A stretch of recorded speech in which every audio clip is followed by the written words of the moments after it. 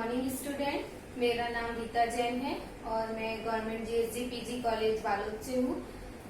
मैंने 4th semester के लिए एक लेक्चर तैयार किया है जिसमें मेरा सब्जेक्ट है इंटरनेशनल मार्केटिंग। मैंने 3rd यूनिट का ये लेक्चर तैयार किया है जिसमें मैं आपको ये मेरा जो तीसरा पार्ट है उसमें मैं आपको आज बताऊंगी मूल्य उद्धरण क्या होता है, मीन्स की प्राइस कोटेशन। इंटरनेशनल मार्केटिंग में प्राइस कोटेशन क्या होता है वो मैं आपको आज बताऊंगी। इससे पहले के 2 वीडियो में मैंने आपको ये बताया था कि जो मूल्य निर्धारण है वो कैसे होता है, कैसे मूल्य निर्धारण करते हैं इंटरनेशनल मार्केटिंग में, उसकी कौन कौन सी टेक्निक है, वो सारी चीजें मैंने आपको बताई थी। ये अपना यूनिट 3 का ही पार्ट है जिसमें मैं आपको आज बताऊंगी price quotation, international price quotation. तो लेक्चर ध्यान से सुनेंगे स्टूडेंट। देखिए, सबसे पहले मैं आपको ये बता दूं कि प्राइस कोटेशन क्या चीज होता है। जैसे क्या होता है, आप नॉर्मल कोटेशन तो जानते ही होंगे। कोटेशन मतलब कि क्या होता है कि जैसे अपन अपने को किसी चीज कोई वस्तु खरीदना है या वस्तु को उसकी आवश्यकता है तो अपन उसका क्या मांगते हैं पहले कि मूल्य कितना होगा। अगर निविदा मंगाते हैं, जिसको कोटेशन को हिंदी में अपन निविदा बोल सकते हैं, तो जो निविदा है उसका मूल्य कितना होगा ये अपन जानना चाहते हैं। उसकी लागत कितनी आएगी, उस वस्तु को निर्माण करने में, उस वस्तु को बनाने में उसका मूल्य कितना होगा, वो क्या कहलाता है, उसकी लागत कहलाती है। जिस पर क्या है, कोई भी व्यापारी है वो उस वस्तु को क्या करता है, खरीदता है, वही उसका क्या कहलाता है, मूल्य उद्धरण। तो जो इंटरनेशनल मार्केटिंग है उसमें कैसे मूल्य उद्धरण होता है, तो देखिए सबसे पहले ये प्रश्न उठता है कि जो जितने भी खर्चे हैं उसको वहन कौन करेगा। जैसे क्या करना है, अपने को विदेशों में माल भेजना है तो उसमें यातायात के खर्चे होंगे, जहाजी भाड़ा होगा और जहाज का बीमा होगा और ऐसे बहुत सारे एक्सपेंसेस होंगे जो मैं आपको बताऊंगी अभी। तो इन सारे एक्सपेंसेस को वहन कौन करेगा, आयातकर्ता करेगा कि निर्यातकर्ता करेगा। ये जो इसका उत्तर है ये आपस में कैसे होगा, दोनों के आपस में अनुबंध करने से, आपस में कॉन्ट्रैक्ट करने से ही क्या होगा, ये जो है इनकी दोनों की शर्तों पर क्या करेगा, ये निर्भर करेगा। तो देखिए, मूल्य उद्धरण मतलब क्या हुआ कि निर्यात में होने वाले जो उत्पाद है, जो प्रोडक्ट है, उसकी सुपुर्दगी की शर्तें क्या होगी। सुपुर्दगी मतलब माल को क्या करना, भेजना, माल को हस्तांतरण करने की शर्तें क्या होगी। निर्यातकर्ता और आयातकर्ता दोनों का अधिकार और दायित्व को क्या करता है, ये परिभाषित करता है। मतलब मूल्य उद्धरण को अपन क्या बोल सकते हैं, सुपुर्दगी की शर्तें, मतलब माल को भेजने की जो टर्म्स एंड कंडीशन है वही क्या कहलाते हैं, मूल्य उद्धरण। ठीक है, मूल्य उद्धरण मतलब क्या हो गया, सुपुर्दगी की शर्तें, सुपुर्दगी की शर्तें, ये कहलाता है मूल्य उद्धरण। ये जो है आयातकर्ता और निर्यातकर्ता, आयातकर्ता और निर्यातकर्ता इन दोनों के अधिकार और दायित्व को क्या करता है, बताता है कि किसके क्या अधिकार है और किनके क्या दायित्व है, और जो वो ट्रांजेक्शन कर रहे हैं तो उनकी क्या शर्तें हैं, ये जो बताता है वो मूल्य उद्धरण बताता है। मूल्य उद्धरण का महत्व अपन बोले तो साफ साफ शब्दों में ये बोल सकते हैं कि अगर जो है थोड़ा सा भी निर्यातकर्ता ने चूक किया, कोई भी शर्तें सही तरीके से अगर उन्होंने क्लियर नहीं करी, तो उनका जो लाभ जो है वो किसमें चेंज हो जाएगा, हानि में परिवर्तित हो जाएगा। तो इसलिए ये मूल्य उद्धरण जो है इन दोनों के लिए क्या है, वेरी इंपॉर्टेंट चीज है। बिना मूल्य उद्धरण किए जो है, बिना सुपुर्दगी की शर्तों को बताए जो है ये व्यापार नहीं करते हैं। मूल्य उद्धरण में जो सामग्री आती है, जो इनके कंटेंट है, कौन कौन से कंटेंट्स है मैं वो आपको बताती हूँ। मूल्य उद्धरण की विषय सामग्री, इसके जो कंटेंट है, सबसे पहली चीज आएगी मूल्य उद्धरण की आयातकर्ता का जो डिटेल्स है, आयातकर्ता का ब्यौरा।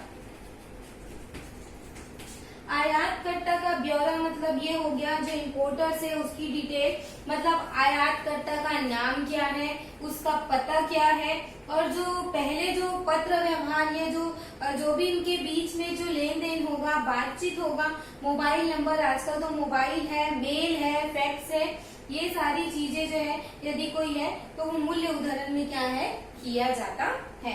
सबसे पहले क्या होगा, आयातकर्ता का पूरा डिटेल होगा इम्पोर्टर्स का। इसके बाद है उत्पाद का ब्यौरा, मतलब जो प्रोडक्ट है अपना उसका ब्यौरा होगा। आप अपने आप को एक निर्यातकर्ता मानिए कि मैं एक निर्यातकर्ता हूँ और मेरे को क्या करना है, मैं भारत में रहती हूँ और मेरे को माल जो है दूसरे देश में क्या करना है, बेचना है, भेजना है, निर्यात करना है। तो मेरे को क्या क्या चीजें की जरूरत है, पहला क्या चीज की जरूरत रहेगी, आयातकर्ता का पूरा डिटेल। दूसरा चाहिए रहेगा प्रोडक्ट का डिटेल कि आप कौन सा प्रोडक्ट जो है वो उनको दे रहे हैं, उसका क्या उसका नेचर है, उसकी क्या क्वालिटी है, कितना उसका वेट है, क्या उसका वजन है, क्या उसकी साइज है, कितना पैकेट है, ये उसका क्या रहेगा पूरा डिटेल्स रहेगा। थर्ड रहेगा पैकेजिंग और मतलब पैकिंग का ब्यौरा, पैकिंग और पैकेजिंग, पैकिंग का ब्यौरा। मैं आपको अपने नेक्स्ट जो लेक्चर में है पैकेजिंग क्या होता है, पैकिंग क्या होता है, ब्रांड क्या होता है, मैं ये आपको ये बताऊंगी। ठीक है, तो अभी मैं ये बता देती हूँ कि पैकिंग क्या होता है। जो माल को जो है सुरक्षित बनाने के लिए, माल को दूसरे स्थान पर हस्तांतरित करने के लिए जिस तरीके से उसको पैक किया जाता है वही उसका क्या कहलाता है, पैकेजिंग कहलाता है। तो इसमें पैकेजिंग का ब्यौरा मतलब माल किस प्रकार का है और कोई अगर विशेष प्रकार का माल है तो उसकी पैकिंग की किस प्रकार की आवश्यकता है उसका वर्णन इस पर किया जाता है। जैसे मैं आपको एग्जांपल के लिए बता दूं, जैसे जो माल है अपना, मान लो कांच का आइटम है तो उसको अपन किस में करते हैं, एक नॉर्मल से पैकिंग में पैक करके भेज सकते हैं क्या, नहीं भेज सकते। उसके लिए एक विशेष प्रकार की पैकिंग की आवश्यकता होगी ताकि जो अपना सामान है वो क्या है किसी प्रकार का टूट फूट ना जाए, किसी प्रकार की कोई हानि उसको ना हो, तो उसको एक विशेष प्रकार से पैकिंग से किया जाएगा। तो यहाँ पर जो है पैकिंग का ब्यौरा रहेगा कि अपना पैकेजिंग कैसा है, एक विशेष प्रकार का है कि नॉर्मल प्रकार का है। ठीक, इसके बाद फोर्थ में रहेगा मूल्य तथा सुपुर्दगी की शर्तें, मूल्य तथा सुपुर्दगी की शर्तें। इसका मतलब है प्राइस एंड डिलीवरी टर्म्स, मतलब जो कोटेशन है उसमें यही स्पष्ट रहेगा कि मूल्य में जो है प्राइस में क्या क्या चीजें शामिल है और क्या क्या चीजें शामिल नहीं है, और माल की जो डिलीवरी है वो कहाँ पर की जाएगी, किस स्थान पर की जाएगी, और ये सारी चीजें जो है सुपुर्दगी की शर्तें में दिया रहेगा। इसके बाद नेक्स्ट पॉइंट आता है भुगतान संबंधी शर्तें। भुगतान मतलब हो गया पेमेंट, भुगतान संबंधी शर्तें। भुगतान संबंधी शर्तें मतलब ये हो गया कि जो पेमेंट है उसके टर्म्स एंड कंडीशन क्या रहेंगे, कि भुगतान कौन से देश की मुद्रा में होगा, क्या भुगतान जो है वो कैश में होगा, या भुगतान जो है 1 महीने में होगा, 2 महीने में होगा, कितने दिनों में उसका भुगतान करना है, या जो माल खरीद रहे वो कैश ऑन डिलीवरी है क्या, या ड्राफ्ट के थ्रू पेमेंट होगा, या चेक से पेमेंट होगा, या डायरेक्ट ट्रांसफर होगा, ये सारे जो है कोटेशन में अपना दिया रहेगा। इसके बाद सेकंड 6 पॉइंट आएगा प्रेषण का साधन, ये बहुत इम्पोर्टेंट है। प्रेषण का साधन बताना मतलब शिपिंग, किस साधन से आप माल को क्या करेंगे, भेजेंगे। माल के यातायात के कौन से साधन का अपने को उपयोग करना है, जैसे पानी के जहाज से भेजेंगे या वायु मार्ग, 2 ही ऑप्शन है अपने पास, या तो हवाई जहाज से भेजेंगे या फिर शिप से भेजेंगे, पानी के जहाज से भेजेंगे, क्योंकि विदेश में माल भेजना है, ट्रेन से तो जा नहीं सकता।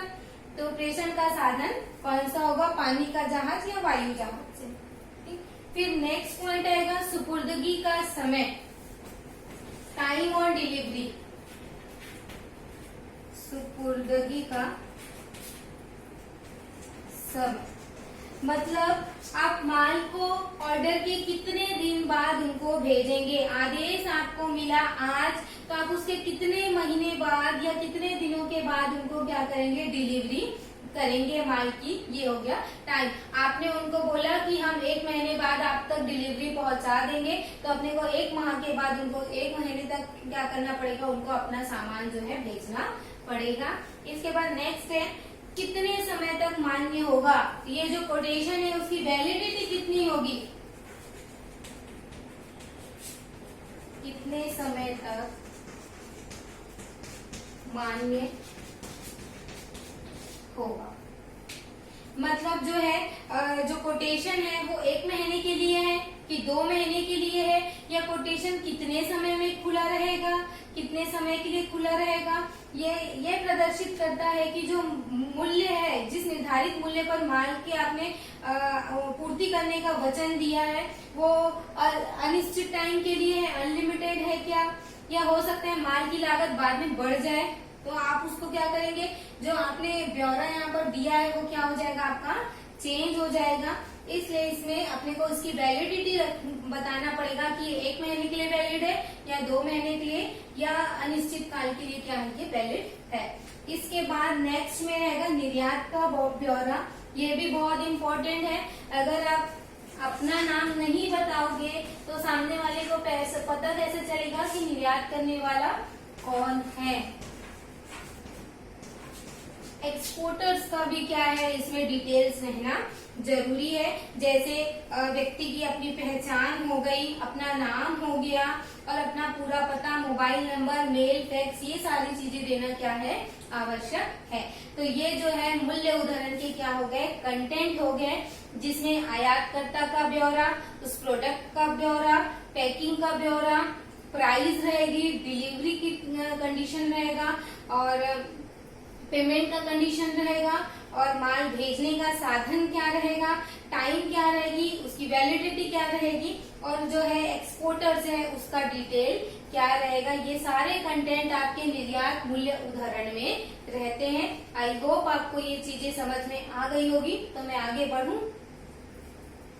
ठीक है स्टूडेंट, ये आया आपको समझ में, ये है इनके कंटेंट। अब मैं बताती हूँ कि जो मूल्य उदाहरण होता है वो कितने प्रकार का होता है, और ये जो प्राइस कोटेशन बनता है वो कितने प्रकार से बनता है।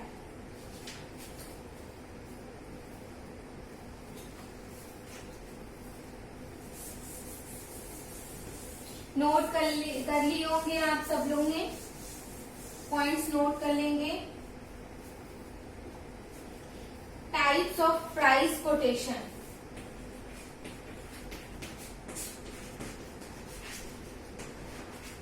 Types of price quotation. तो पहला प्रकार है स्थानीय मूल्य। स्थानीय मूल्य मतलब लोकल प्राइस। इसका मतलब ये है कि जो कोटेशन प्राइस है, उद्धृत मूल्य पर जो है माल की सुपुर्दगी जो है विक्रेता के कारखाने के गोदाम पर क्या है, दी जाएगी। जहां पर उनका गोदाम है वहां पर उसको क्या किया जाएगा, दिया जाएगा। और माल जो है वहां से अपने स्थान पर ले जाने का पूरा खर्चा क्रेता को क्या करना पड़ेगा, स्वयं वहन करना होगा। और माल को बंदरगाह तक ले जाने का जो भाड़ा है, उसे जहाज में लदवाने का जो खर्चा है, भाड़ा है, बीमा है, तो ये सारे खर्चे किसको वहन करने पड़ेंगे, आयातकर्ता को सहन करना होगा। इस दशा में क्या करता है, निर्यातक अपना मूल्य क्या करता है, कम रखता है। ध्यान देंगे, ये स्थानीय मूल्य जो है, समझ आया आपको। स्थानीय मूल्य मतलब जो लोकल प्राइस, जैसे इंडिया में कोई माल है जितने में बिक रहा है उतना ही रेट में क्या करेंगे, विदेश में भी बेचेंगे। क्योंकि जो यहाँ से जैसे मेरे गोदाम में जो माल रखा है, मान लो मैं निर्यातक हूँ, मेरे को अमेरिका में माल भेजना है, तो मैं जो अपने जगह से माल को कहाँ भेजूंगी, पहले बंदरगाह में भेजूंगी। बंदरगाह से माल कहाँ जाएगा, अमेरिका में। क्या अमेरिका में वहां पे गोदाम में जो इतने भी उतारने के खर्चे हैं, जहाजी संबंधी जितने भी खर्चे हैं, वो किसको वहन करना पड़ेगा, आयातक को वहन करना पड़ेगा। उस मूल्य को क्या बोलेंगे, स्थानीय मूल्य पर बेचना। इसमें क्या होगा, प्राइस जो है न्यूनतम रहेगा, क्योंकि जितनी कॉस्टिंग आ रही है माल की उतना ही कॉस्टिंग जो है इसमें वो लगाएगा निर्यातकर्ता जो रहेगा। क्योंकि एक आयातकर्ता जो है उनको समझना बहुत कठिन हो जाता है, तो विदेशी व्यापार में ये व्यवस्था का बहुत कम प्रयोग करते हैं। इसके बाद नेक्स्ट प्राइस देखते हैं, फ्री प्राइस, जिसको फ्रैंको प्राइस बोलते हैं, सर्वमुक्त मूल्य। सर्वमुक्त मूल्य, इसमें किसने वहन किया था, पूरा आयातकर्ता ने। अब देखिए, सर्वमुक्त मूल्य मतलब फ्री मूल्य, फ्रैंको मूल्य बोलते हैं। सर्वमुक्त मूल्य मतलब ये हो गया कि विदेश में जो है आयातकर्ता के व्यापारिक स्थान तक माल पहुंचाने का खर्चा किसको वहन करना पड़ेगा, निर्यातक को वहन करना पड़ेगा। और आयातकर्ता जो भी मूल्य चुका रहा है उसमें वो सारी चीजें क्या हो जाती है, शामिल हो जाती है, जैसे कॉस्टिंग ऑफ पैकेजिंग, और जो निर्यात करने का जितना भी फ्रेट है, हमाली है, ढुलाई के व्यय है, लदाई चढ़ाई के व्यय है ना, और आयात निर्यात शुल्क है, गोदाम में उतराने का जो व्यय है, और यात्रा के जितने भी व्यय है, और प्लस बीमा ये भी कंपलसरी है, फ्रेट प्लस इंश्योरेंस, ये सारी चीजों का मूल्य कौन वहन करेगा, निर्यातकर्ता। उसको बोलते हैं सर्वमुक्त मूल्य। इसमें वहन कौन कर रहा है, निर्यातकर्ता, और इसमें वहन कौन कर रहा है, आयातकर्ता। इसके बाद आता है नेक्स्ट जो है वो है प्रतिबंधित गोदाम मूल्य। प्रतिबंधित गोदाम मूल्य, इसका मतलब है in bond godown price. In bond price है मतलब क्या हो गया कि निर्यातक को जो निर्यातित माल को आयातकर्ता के देश में जो है बॉन्डेड वेयर हाउस तक पहुंचाने के सभी व्यय क्या करने पड़ेंगे, स्वयं को वहन करने होंगे। निर्यातक द्वारा जितने भी व्यय किए हैं, माल की लागत, निर्यात शुल्क, डाक व्यय, और जो स्वदेश में माल को बंदरगाह से पहुंचाने का भाड़ा, जहाज का भाड़ा, बीमे का शुल्क, और लदाई उतराई का व्यय, और जो माल को गोदाम में रखने के व्यय, ये सारी चीजों का जो है व्यय है। आयात शुल्क है, प्रतिबंधित गोदाम जो है वहाँ पर स्थान में ले जाने का व्यय किसको वहन करना पड़ेगा, आयातकर्ता को वहन करना पड़ेगा। जैसे क्या हो गया, जर्मनी एक शहर है जिसमें अपन क्या कर रहे हैं, कुछ बेच रहे हैं, जैसे ग्राहक को 3 जोड़ी मान लो जूते खरीदने के लिए आपसे कोटेशन चाहता है, तो आप उसका क्या करेंगे, आप 2 अमेरिकी डॉलर के जो जोड़े का मूल्य $6 बताना चाहते हैं, केवल मतलब एक जूते का मूल्य, तो क्या हो जाएगा, जूते का मूल्य प्लस कारखाना मूल्य प्लस कैरियर मूल्य, फिर जहाज का जितना पहुंचाने का जो शुल्क है वो सब शुल्क, लागत मूल्य, लागत बीमा, भाड़ा मूल्य, सीमा शुल्क, ये सारी चीजों को जोड़ करके क्या बनाएंगे, कोटेशन आप इसमें बनाएंगे। ये क्या कहलाता है, प्रतिबंधित मूल्य। तो आपको ये तीनों पॉइंट समझ में आ गए स्टूडेंट, एक स्थानीय मूल्य, सर्वमुक्त मूल्य और प्रतिबंधित गोदाम मूल्य। ये सारी मूल्य को जोड़ने के बाद जो आएगा वो क्या कहलाएगा, मूल्य उद्धरण कहलाता है।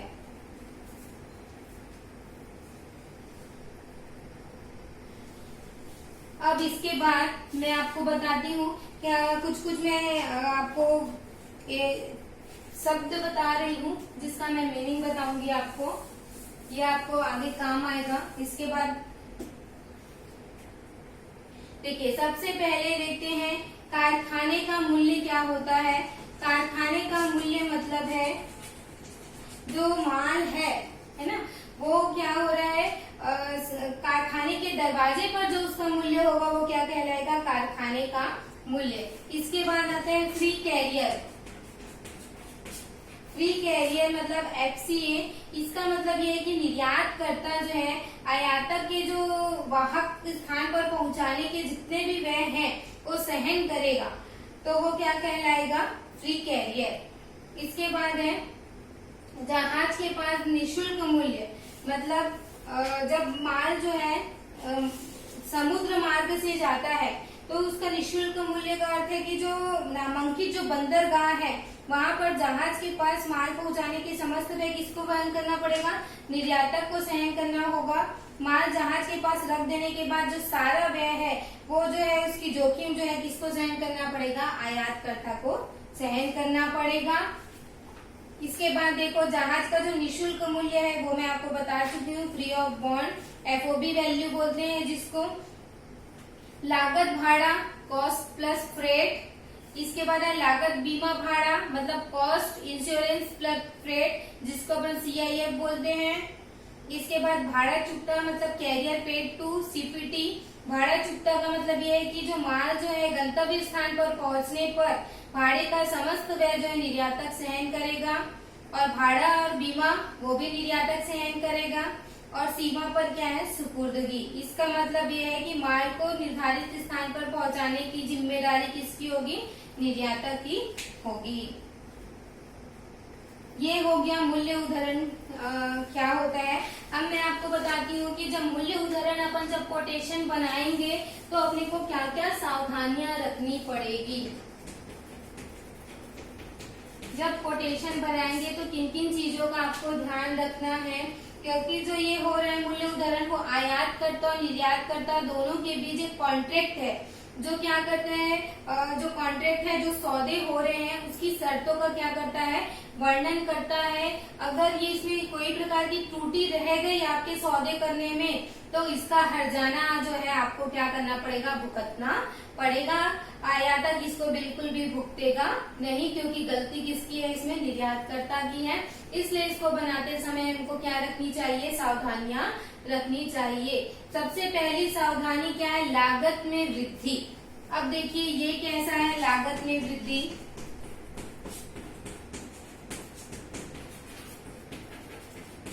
लागत में वृद्धि मतलब ये है कि माल का जब आदेश है ना, वो मिलने के समय में, माल को भेजे जाने के समय में क्या होता है? बहुत डिफरेंस होता है। मान लो आदेश अपने को आज मिला तो अपन आज के ही आज डिलीवरी कर दिए, क्या नहीं किए, चूंकि माल कहाँ जाना है?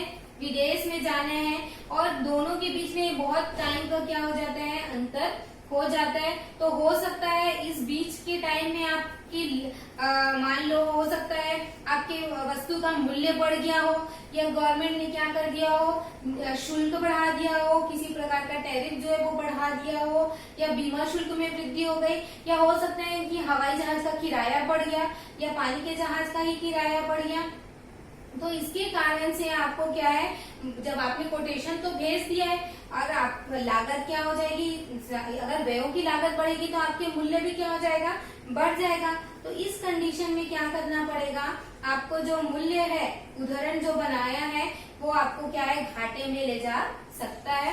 तो इसके लिए आपको क्या करना पड़ेगा? लागत में क्या कर देनी चाहिए? आपको पहले से ही वृद्धि कर देनी चाहिए, और ये लिख देना चाहिए कि यदि उत्पादन लागत, बीमे और भाड़े में वृद्धि होती है तो मूल्य भी उसी के अनुसार क्या करे जाएंगे? बढ़ाए जाएंगे, ताकि आपको क्या है?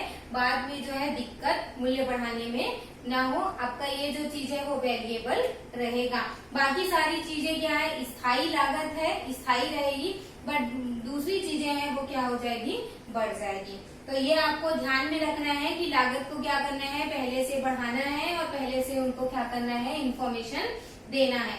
और सेकंड चीज रखना पड़ेगा, गुणवत्ता मानकों में परिवर्तन।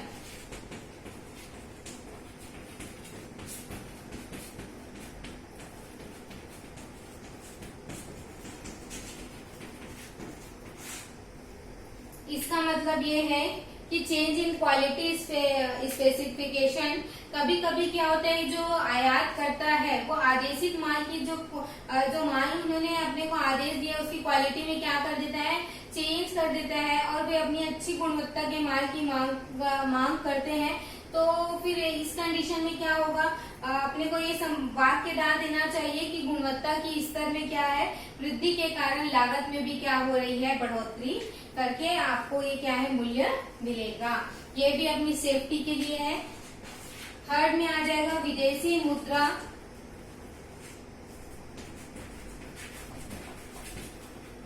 विदेशी मुद्रा विनिमय दर में परिवर्तन, ये भी इम्पोर्टेंट है।